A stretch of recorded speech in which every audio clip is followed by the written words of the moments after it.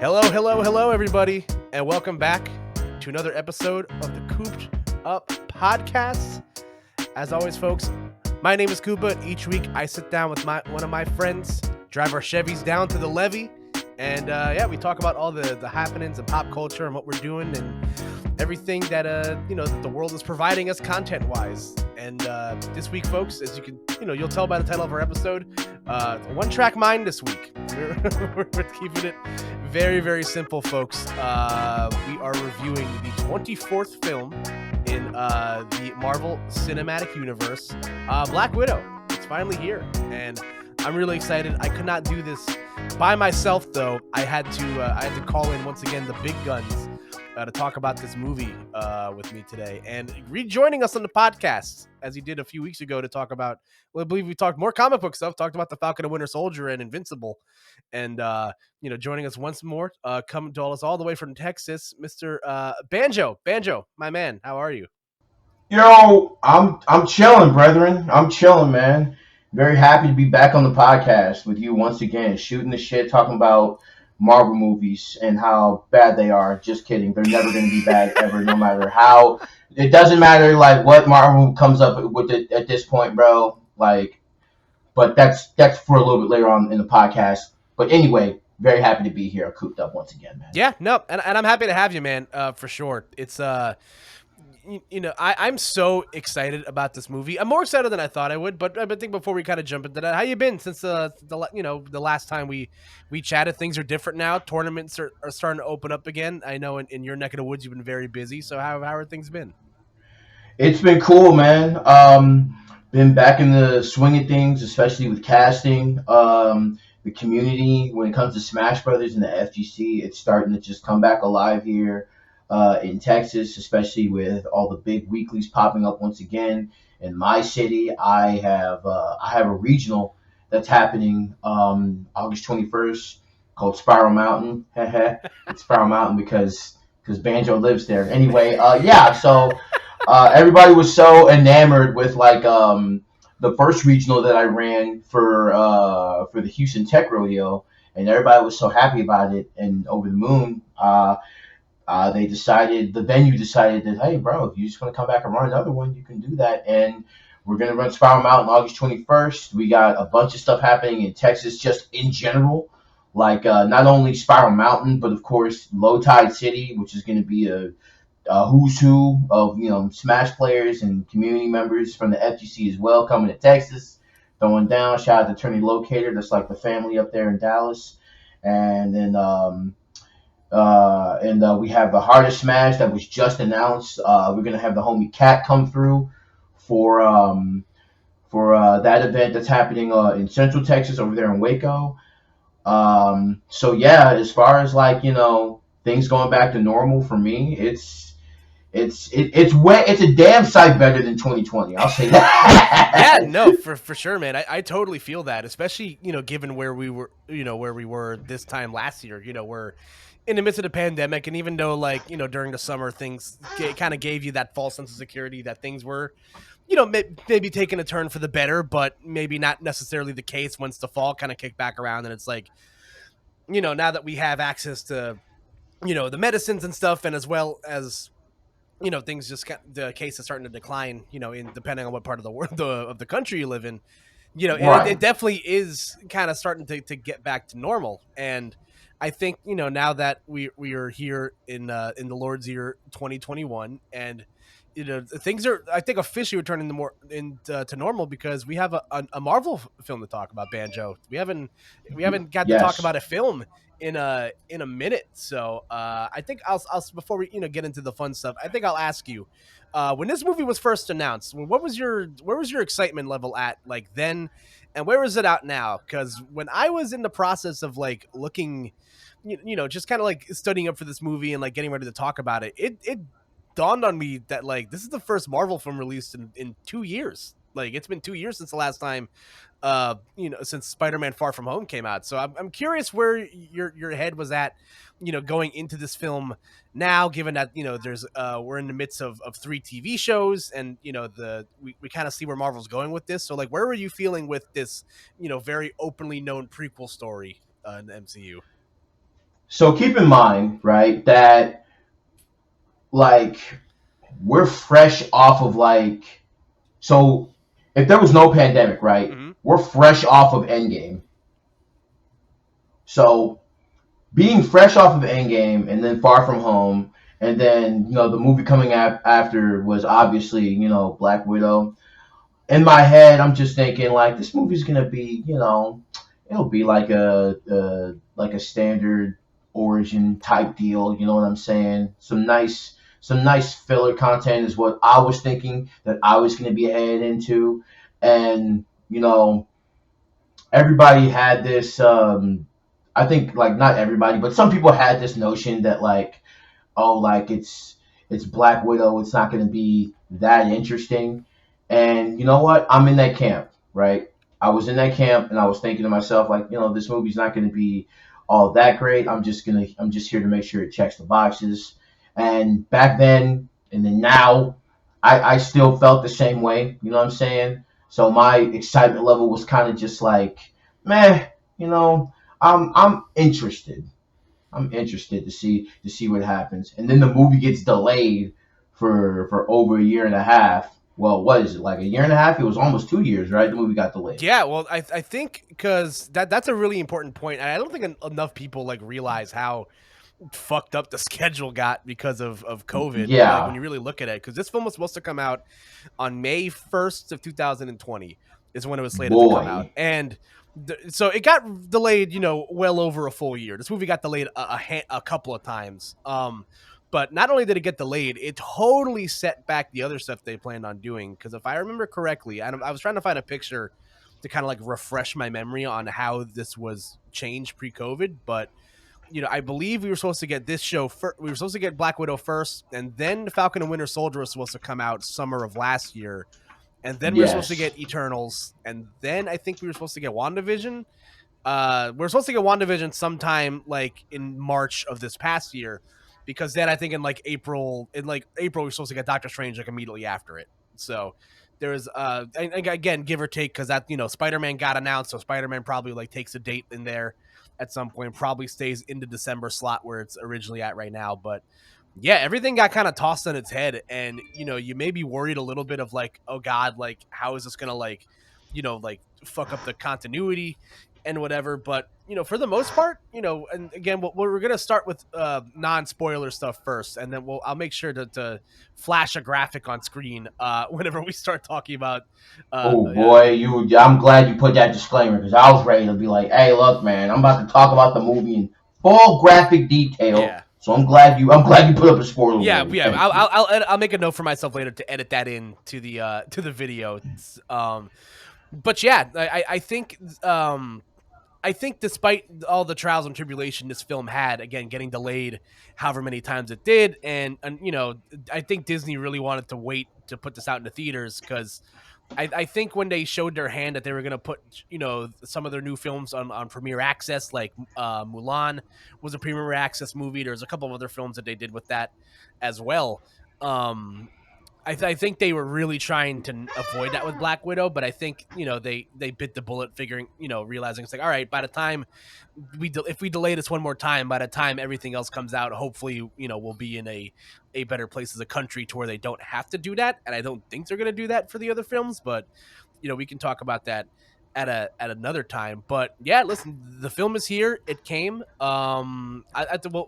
will be our non-spoiler thoughts, and I'll ask you first. Number one, did you see this movie in the theaters? Did you go to the movies to see this?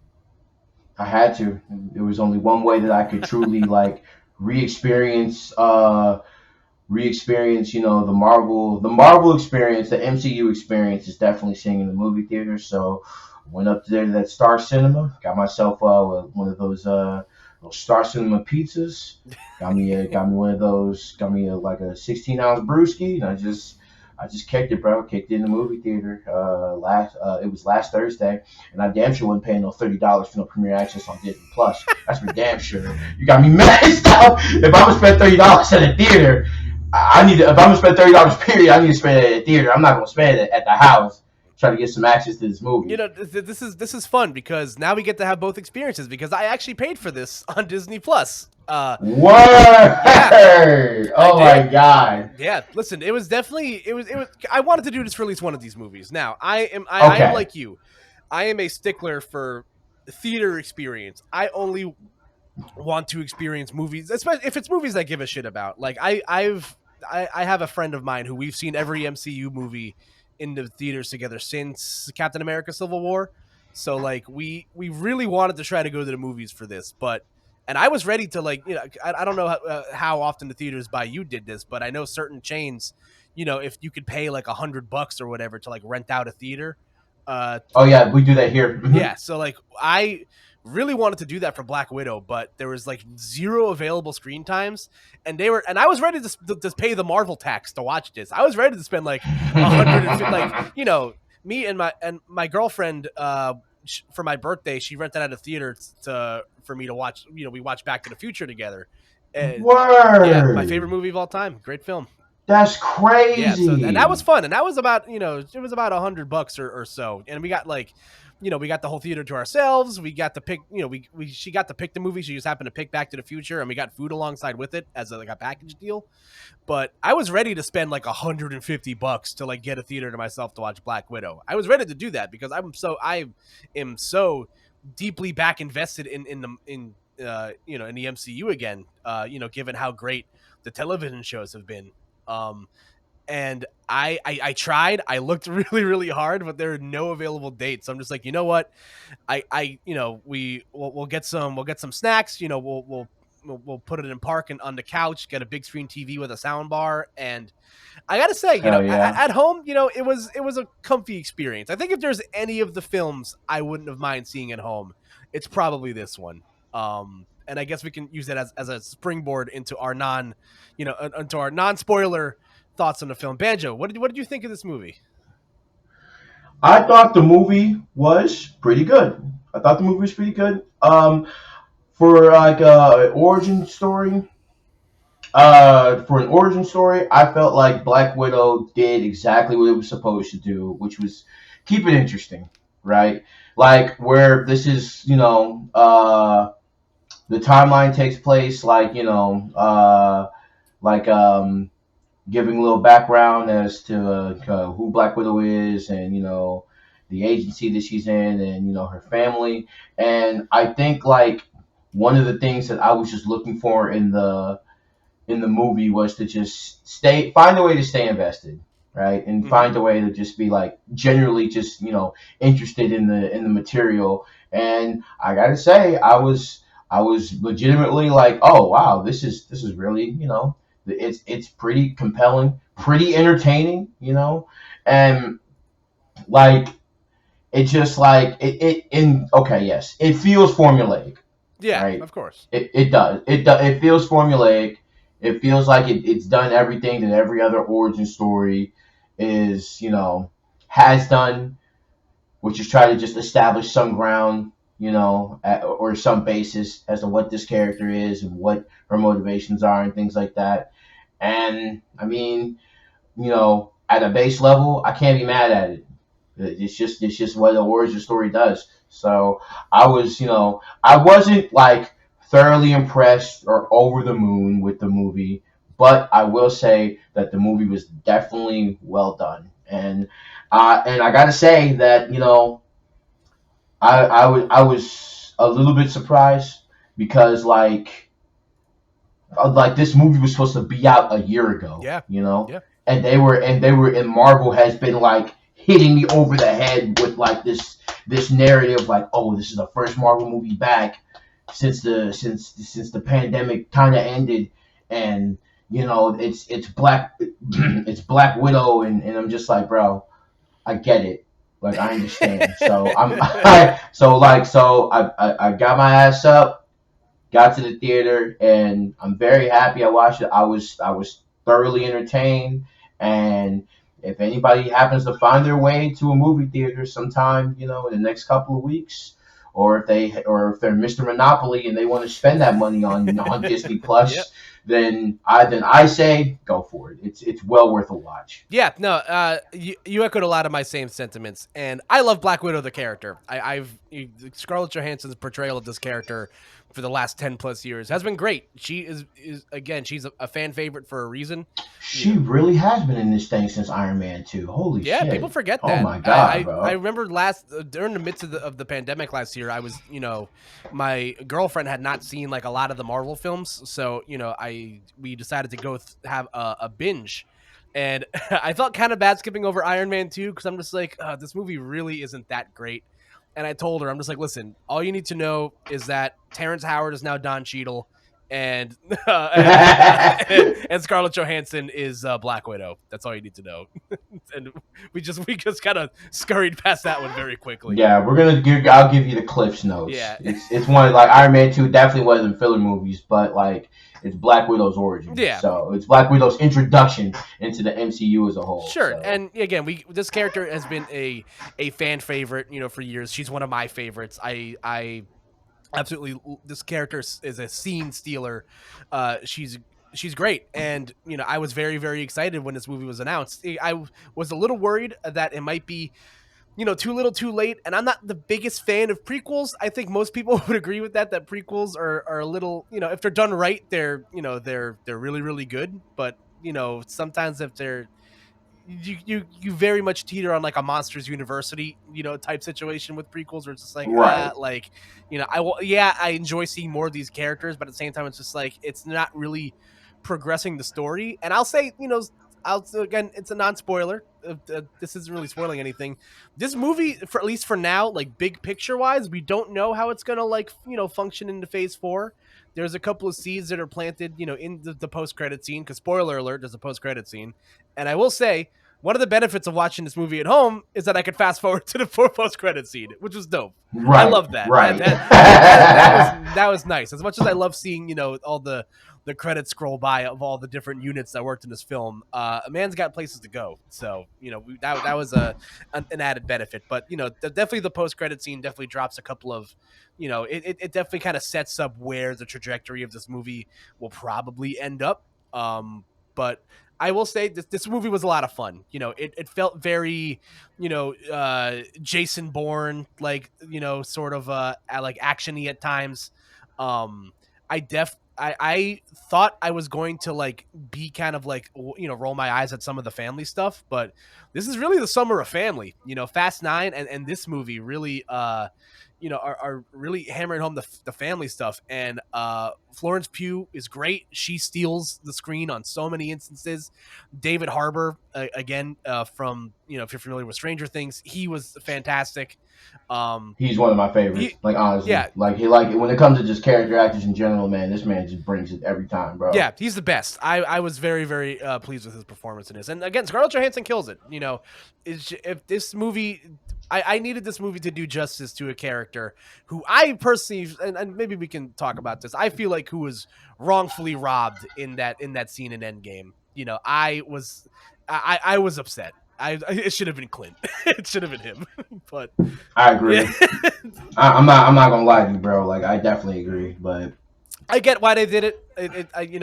We'll talk about that a little bit later. I get it, but it still made me upset. And this movie, I think, did justice to the legacy of this character. If this is the last time we see the Scarlett Johansson as Black Widow on the big screen, I think it was a proper setup. This movie's a lot of fun. Again, big picture wise, it's not gonna like blow you away. It's not gonna right, it's not necessarily dropping the seeds that the TV shows are right now, of where the Phase 4 of the MCU is probably going to go. But it's a fun watch. It's a great, the 2.5 hours really flew. 2 hours and 15 minutes of this movie really flew by. The choreography is great. Some of the set pieces are great. It's a lot of fun. If you're into like spy, sort of like, like if you're into like the Bourne films or something like that, it's definitely not like Mission Impossible type great.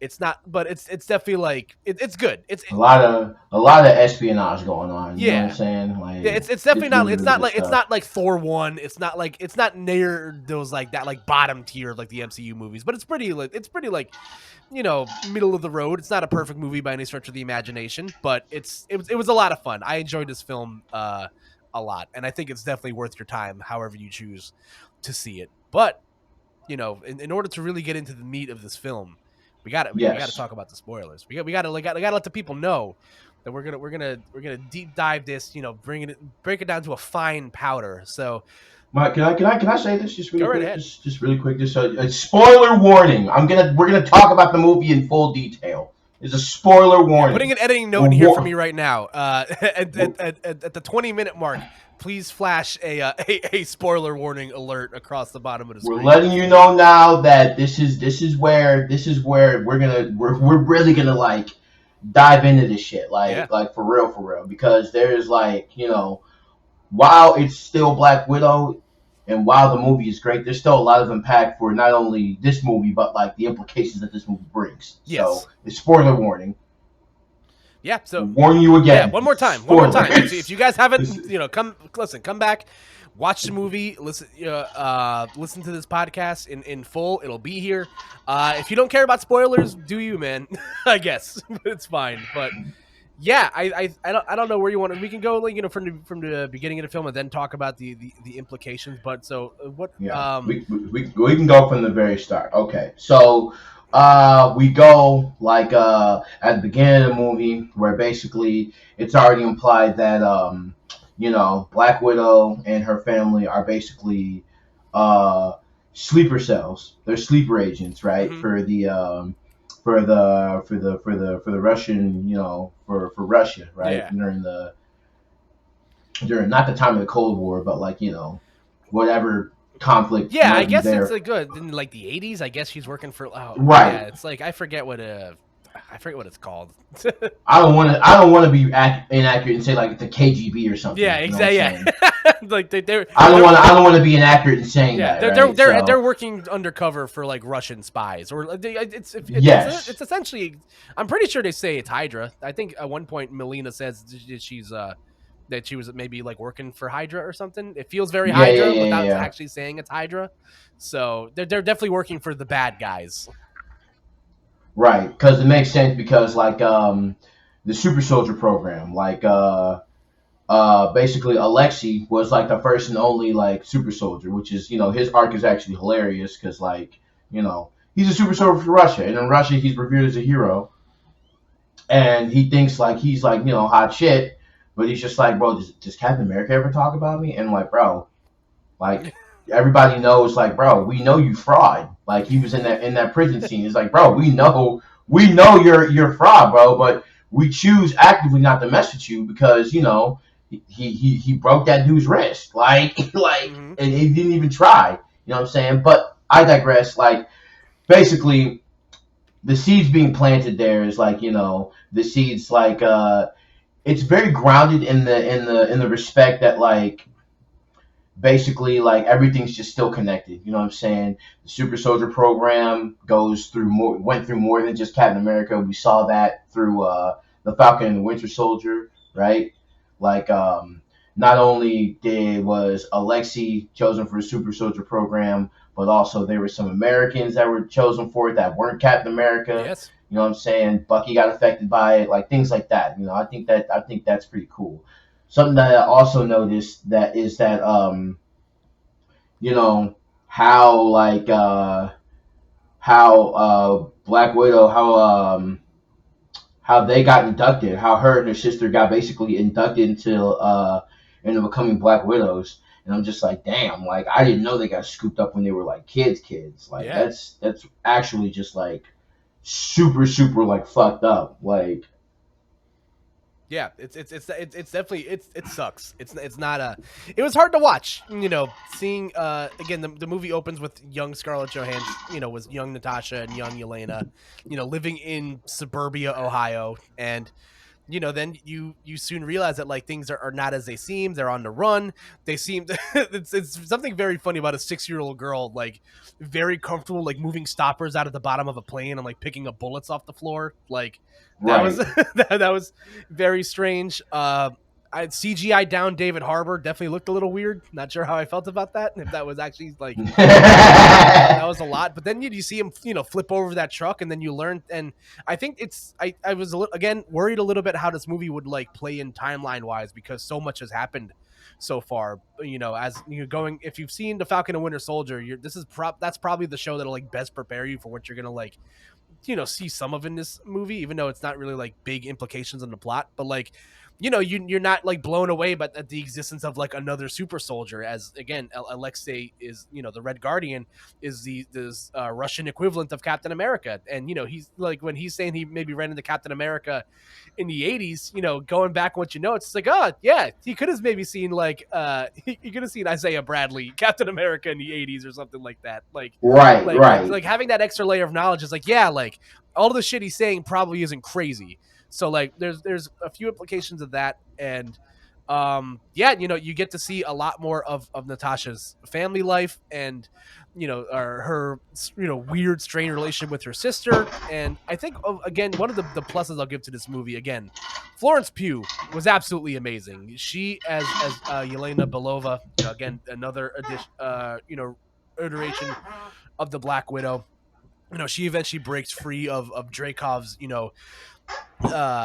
control and brainwashing with what I called MCU anthrax, with the stuff that she was like she was just like sending that out in the mail. I'm just like, what? Like you can do this? that's Yeah, bro. Like it was just like, okay, I have an idea. I have a cure, so don't even worry about it. And just like, bro, like hitting people with pixie dust, like it's very, very like hilarious. Yeah, super funny. It was funny, but I was she was great in this movie. And I think the best part of this movie is the family dynamic. Watching again, this movie was a lot funnier than I thought it was going to be. Some of the comedy was really, really good in this film. Just like, everybody's been there when you're sitting at dinner with your parents, or it's like, don't slouch, or like, don't you want to do this? Don't you want to do that? Right. Your parents are like awkwardly flirting with each other. Like that scene in the house when they're all finally, together. That was a lot of fun to watch personally. It's a super like interesting dynamic because technically, like, I think it was Yelena who brings up, not Yelena, but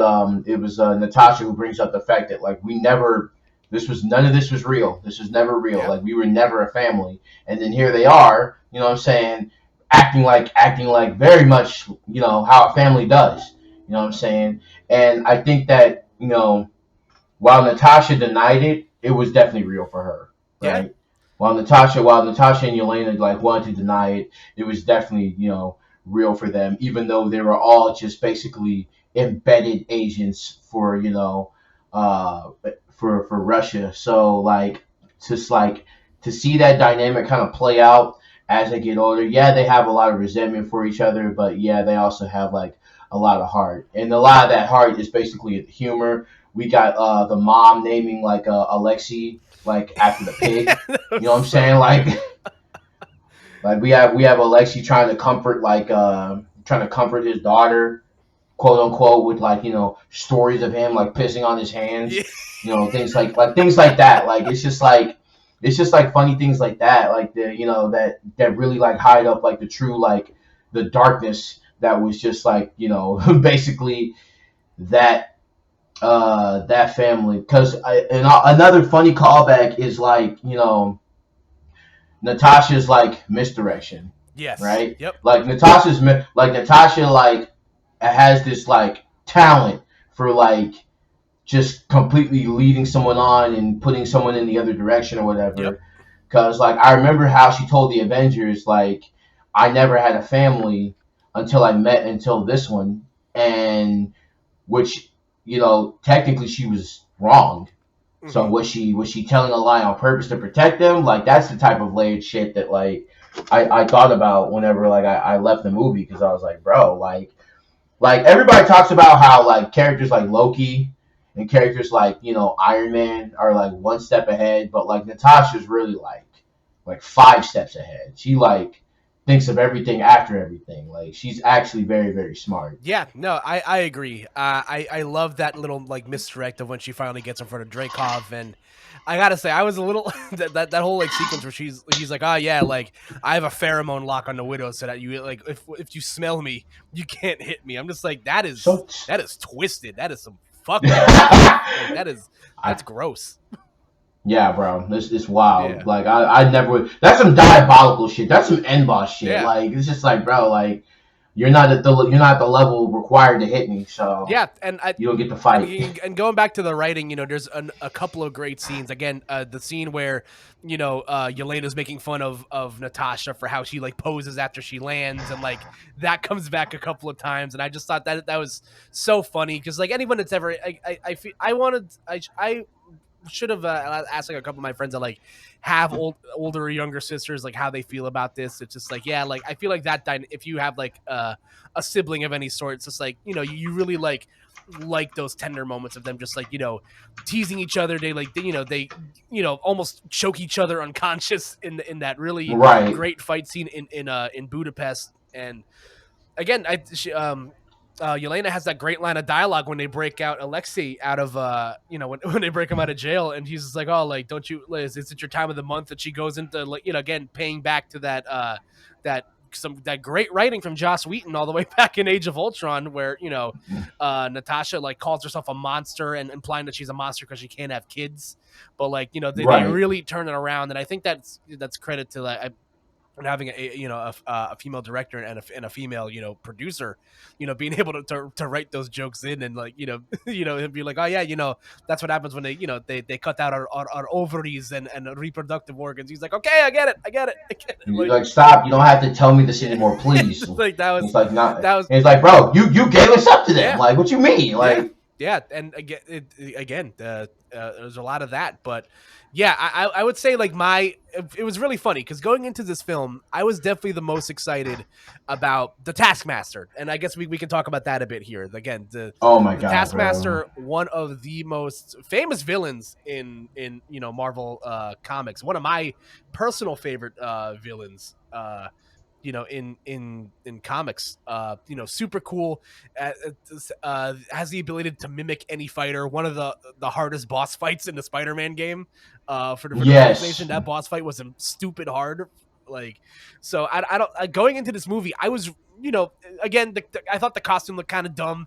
I've grown to expect that not everything is going to be comic book accurate. It is what it is. But like, I was really excited to see what this character could bring to the table, and and maybe I wasn't going to like feel for the family stuff as much because it might have been too little, too late. But I came out of this movie feeling the exact opposite, where the family stuff is really the heart and the meat of this movie, and. The Taskmaster unfortunately falls into that trope of like, Marvel doesn't really know how to, write all of their villains properly. I don't know how you felt about that. Well, it's this whole thing that I felt like, the villains are kind of being used at this point for like, because none of them die. Mm-hmm. So it's just like they're being set up for like something greater, right? Because like, if you just look at like, okay, you look at people like Taskmaster, right? You look at people like who was that there? Like Taskmaster, John Walker, Ghost from Ant-Man and the Wasp, and it's just like, okay, come on, guys, the writing's on the wall here. You're trying to prep us for Thunderbolts. Yeah. You're trying to prep us for Thunderbolts. You're trying to prep us for some type of Dark Avengers. Like, it's just like, I understand that like Marvel only has like so many good villains.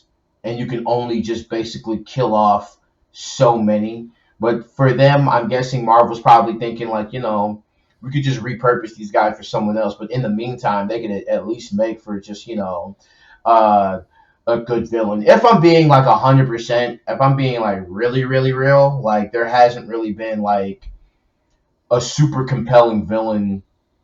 There's been maybe like what in the whole Marvel pantheon of cinematic movies.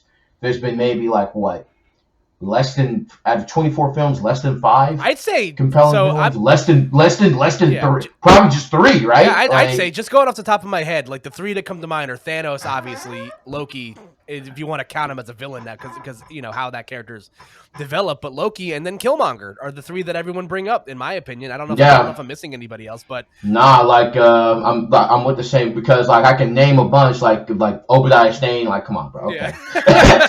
like Malachi, like who is that? Whiplash, Yeah. like Dormammu. I right now I'd say like some of the villains are pretty cool, and like I said, like the fact that they're not dying means that they're clearly just being just like, okay, why kill them when we can do some like some really really cool Marvel shit later on? Because if we kill them, then there's no reason to bring them back, right? Yeah. Because Thanos isn't coming back. Yeah. But Vulture's gonna be back. Mysterio's gonna be back, right? Yeah. Like you know what I'm saying? Like who is that? Scorpion's gonna be back. Yeah. Like if clearly there's a Sinister Six movie happening. Yeah. Like so it's just like I'm not gonna say that like Marvel that the cinematic movies don't know how to write villains, but I will say that they know how to write them. They're just like, you know what? It's really not all that necessary. So I wouldn't say I would say lazy. Yeah. 100%. I would 100% say lazy, but I wouldn't say like what I'm saying. They're just killing these guys. They're not killing these guys off. Like it's like why kill off the Joker? Yeah, you know what I mean? Yeah. No, you make a lot of sense, and I agree with a lot of what you said. Again, like not all these villains are super compelling. Like they hire these big names to play them. Like like Robert Redford was in an MCU film. I think a lot of people forget that. Like Robert Redford, Mickey Rourke. Yeah. Like oh God, why am I blanking on Kate Blanchett.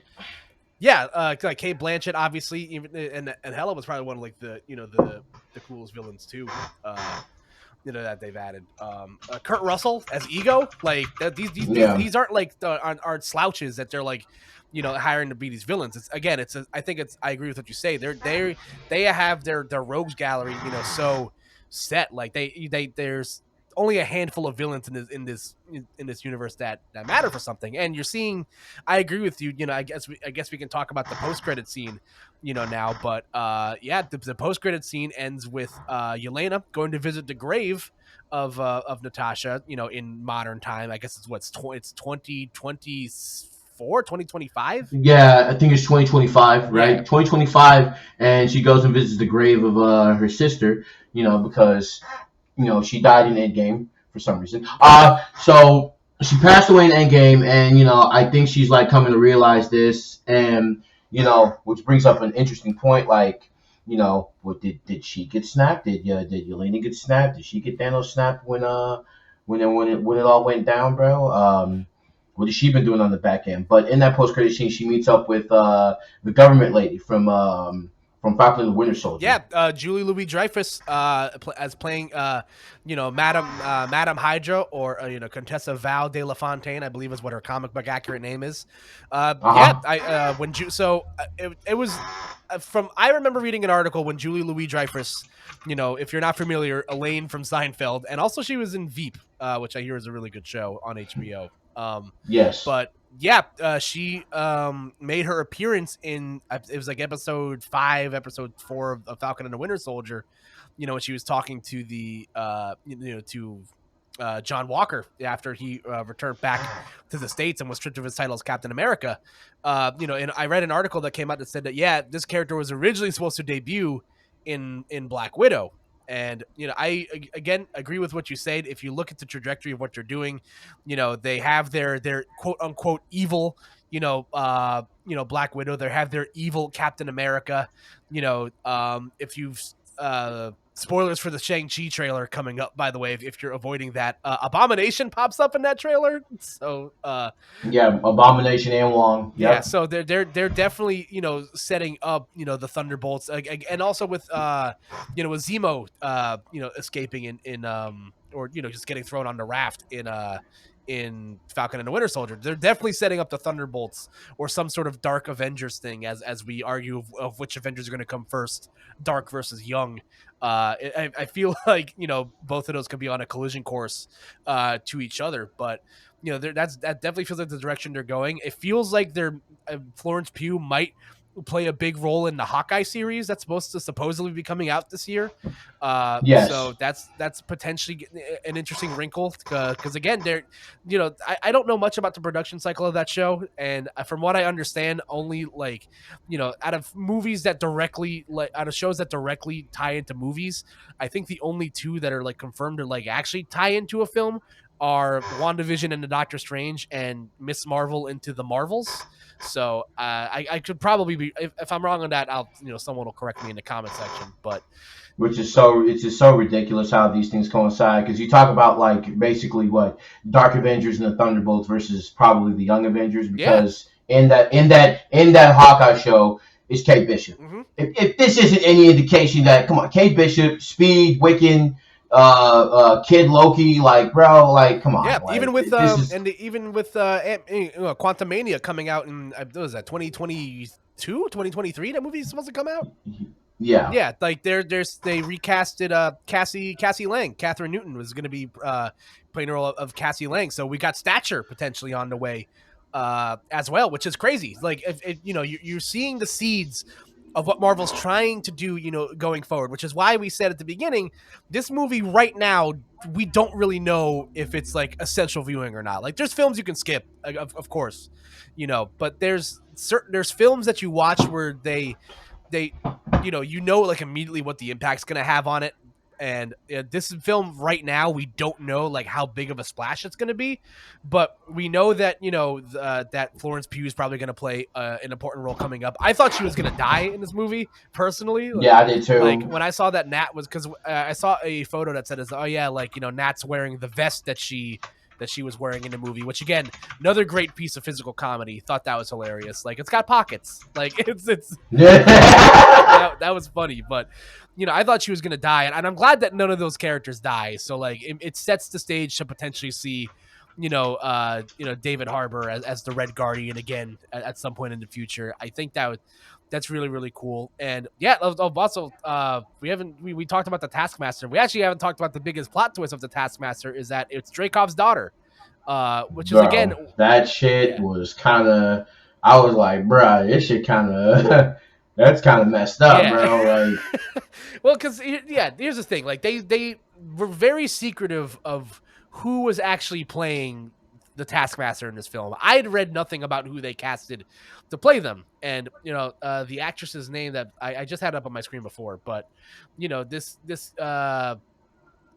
character is I believe usually a man in the canon, but Marvel's again taking creative liberty in the past for certain things, and it's Olga Kurylenko who was the actress that was portraying Taskmaster in this movie. And the thing that fell a little flat to me because you learn about Dreykov's daughter. I think there's a line in like Avengers Endgame in the first Avengers film where Loki brings up Natasha's read in her ledger or something like that. So like that, like I feel like that was like mentioned at some point before that she killed Dreykov's daughter or something that I just straight up I just did not remember it because there's 23 other of these movies that you have to watch and it's a lot.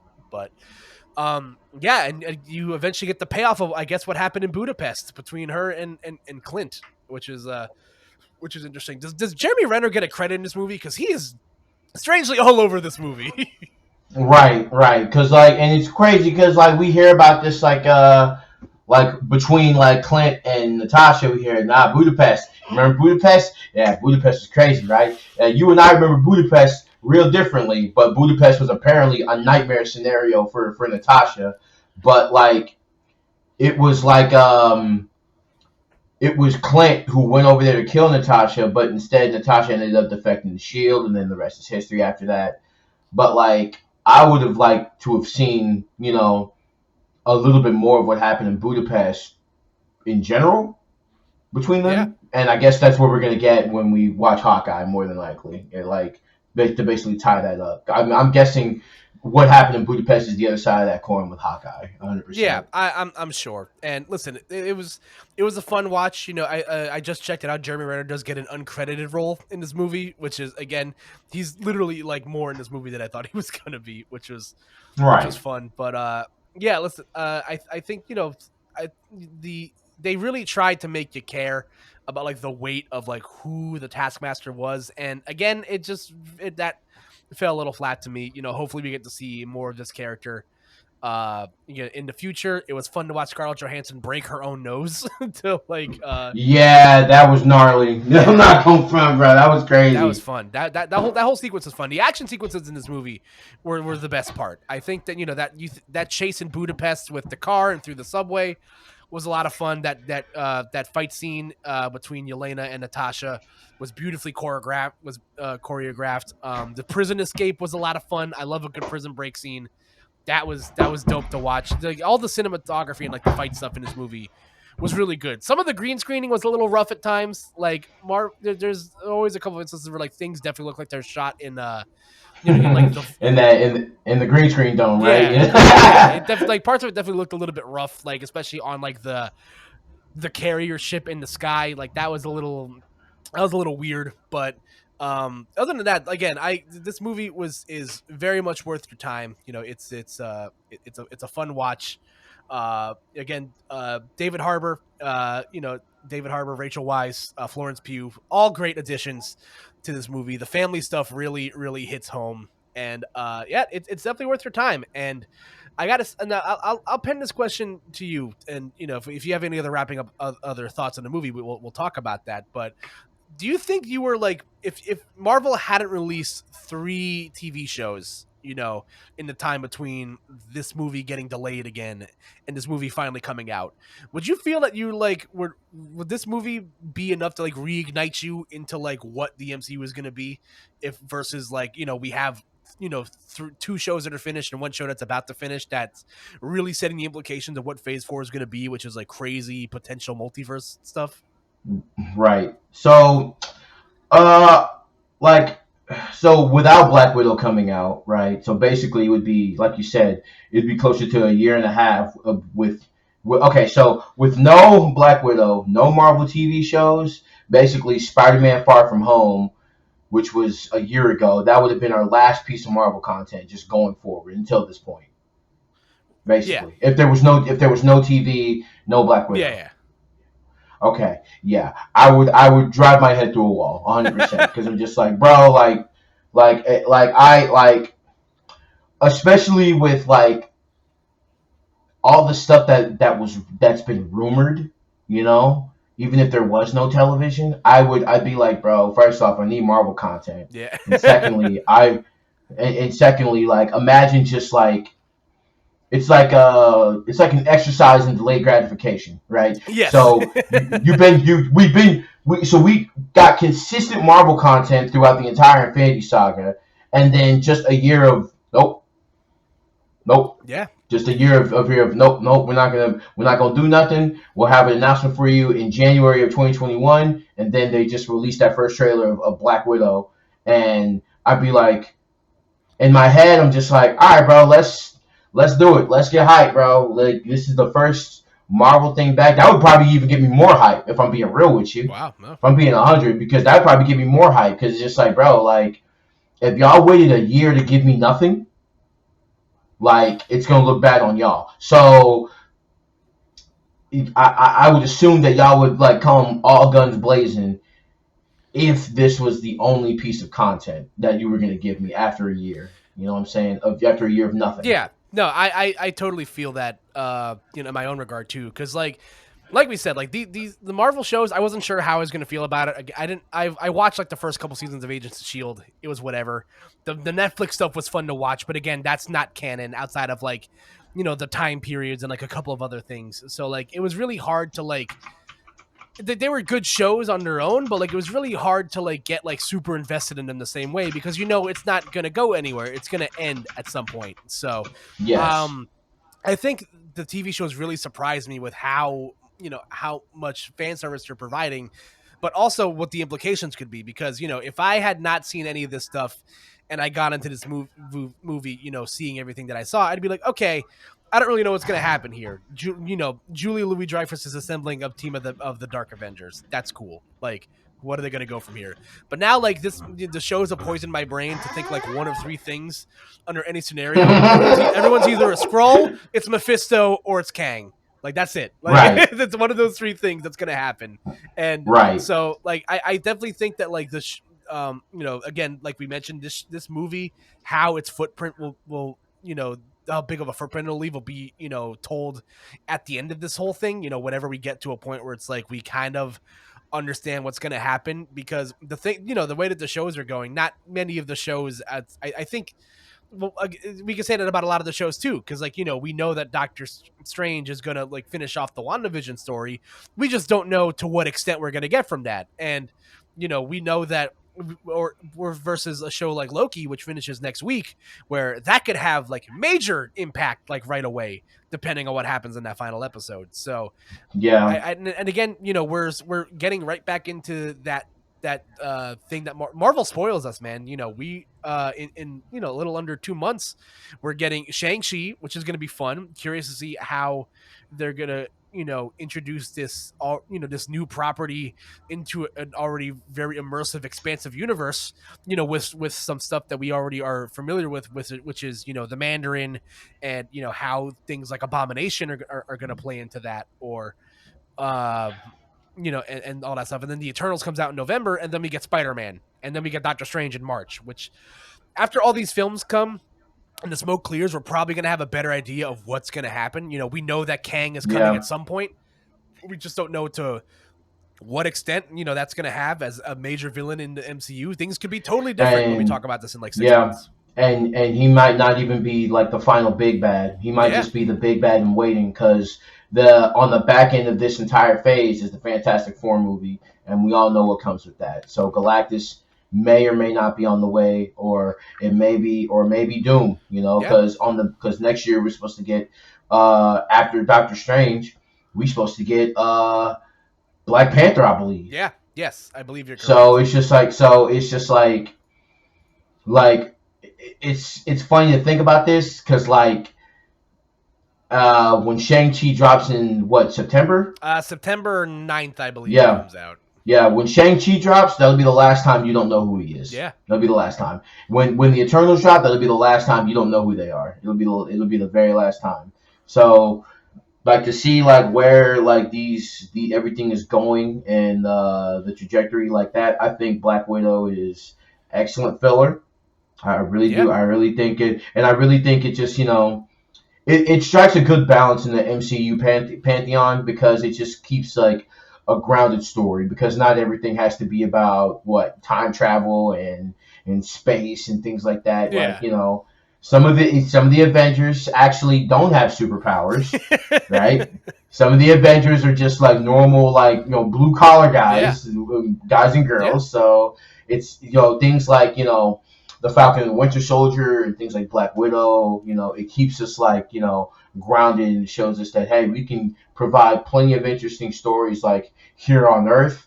And I'm glad they established this, because like after this movie, it literally gets insane from this point on. From this point on, there's nothing normal in the MCU. like literally, like, okay, so Loki finishes next week, and then like you said, Shang-Chi is in September, Yeah. but then What If is coming out, and that's gonna be fun. Yeah, What If is gonna be like a fun palate cleanser, because that's just an anthology series. There's a lot of fun. Yeah. If you've ever like read the What If comics, they're a lot of fun. I think one of my favorite ones is like, what if all the New York superheroes lived in like the middle of Ohio?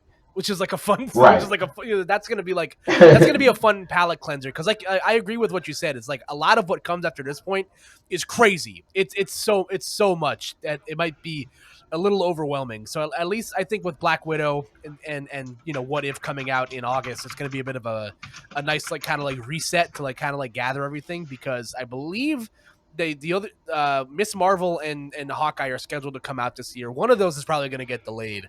I'm sure of it, but yes, there's still a lot of like plot important stuff I'm sure that's going to come from those two shows, plus the other 3 movies that are coming out this year. So by the end of 2021, shit's going to look really fucking weird depending on where we're left after Spider-Man. Yeah, and I mean it's all par for the course because this is Marvel, so this is it and like the fact that like they have to find some way to top Endgame is just like wow, y'all got this is gonna be crazy and it's gonna be fun and a great way to establish the beginning of that and then return to theaters and everything like that. I think Black Widow's a pretty good start, man. Yeah, no, I'm not gonna lie to you. I agree. So I would say I don't like ranking things arbitrarily, especially when there's like 20 something of something. I would say like where I feel about this movie after it's all said and done is that I definitely like it more, like I said, than like those like mid-tier, like bottom tier MCU films. Like I definitely like it more than Thor 2. I definitely like it more than Iron Man 3. I don't know if I like it more than like films like I'm a little bit higher on Ant-Man than other people are. I really like the Ant-Man films. So like I wouldn't put it like higher than that. It definitely wouldn't crack my top 10. But like it's still a good film. Even I've said this in the past. A bad Marvel movie is still like watchable. Like Thor 2, widely considered one of the worst films in the MCU, if not the worst film, is become quickly one of the most important movies in the pantheon because of like what of the implications of Endgame Right. and Loki. Like those movies became wildly important all of a sudden. So like again, even if a bad MCU film is still a good watch, and this movie is by no means a bad movie. It was a lot of fun. Yeah, yeah. I would say that if you got $10, it's a Friday or it's a weekday evening, excuse me, and you got $10. I'm definitely letting you know it's definitely worth the price of admission, and I would give it a shot. You might actually enjoy it. If you're a Marvel fan, you're probably gonna enjoy the movie, and if you're not a Marvel fan, this would be very entertaining for you to watch. Yeah, 100%. So I guess before we close things out here, like we mentioned, we are in the precipice of the Loki finale coming out next week. I have been loving this show. I'm sure you have as well. It's in my Oh, if this 100%. show sticks to landing, I think it'll be better than WandaVision. And WandaVision was a lot of fun, but again, that we don't know how that story is going to pay off until this coming March. But I gotta say, do you Right. have any predictions for what what we can predict from the Loki finale? Dog, I don't know what the fuck is gonna happen. I don't like I just and that's the beauty of it. Like I love it when Marvel just keeps it weird. I really do. And like the fact that I can't predict what's going to happen at all. Like I really have no idea what's Yeah. gonna happen. So that's really the best part. I'm very anxious for Wednesday because I'm very very interested to see how this ends. I really am. Yeah, no, I'm stoked. This show has been so much more than I expected it to be. Again, like I've enjoyed Tom Hiddleston's portrayal of Loki. He's a fan favorite for a reason. He's an absolutely phenomenal actor, and he's done great this entire show. Everybody that's involved with the show has been great. The whole new generation of people are going to get to discover Owen Wilson again, and that's great. He's been an absolute treat to watch, on a controlled set, and all the stuff that they're setting. Again, like I said, like this show is, but like, not a lot of the MCU shows have been like required watching. Like even if like we mentioned, WandaVision will get its payoff in Doctor Strange 2. You don't really need to watch WandaVision to like understand what's going on. You can give someone the Cliff Notes version. You should watch WandaVision because it's a great show. But like I'm sure there'll be like some long stint of exposition that'll explain to everybody like what has happened and like what's going on with Wanda, in that movie. But I think Loki, in my opinion, like if it's sticks to landing, if it goes where I think it's gonna go, where there's a lot of signs pointing to Kang the Conqueror, maybe being the man behind the curtain here. Like this show might be the first one where it's like you have to watch this to like figure out what's gonna happen, like in the big picture of things. Yeah, every episode has literally just been a mix up.